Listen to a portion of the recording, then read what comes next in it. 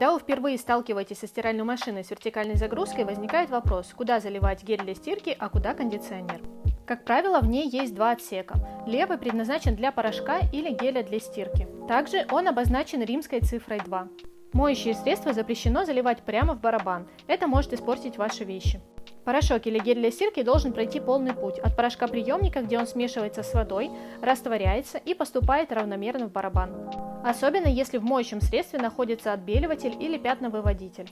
Для барабана в продаже есть специальные капсулы для стирки или дозаторы. Отсек для кондиционера находится, как правило, справа. Обозначен специальным значком звездочка или цветочек, как у меня. Кондиционер также не рекомендуется заливать прямо в барабан, так как большая концентрация средства может оставить пятна на одежде. Справа от отсека для кондиционера бывает дополнительный отсек. Он предназначен для предварительной стирки или замачивания. Он обозначается римской цифрой 1. Его тоже наполняют гелем, но только при включении режимов. Сколько же наливать моющего средства? На упаковке каждый производитель указывает свою дозировку и концентрацию. Но однозначно ни гель для стирки, ни кондиционер нельзя наливать выше отметки максимум, которая указана в каждом отсеке. Чаще всего производители рекомендуют наливать один колпачок средства на стирку. Таким образом решается вопрос о дозировке.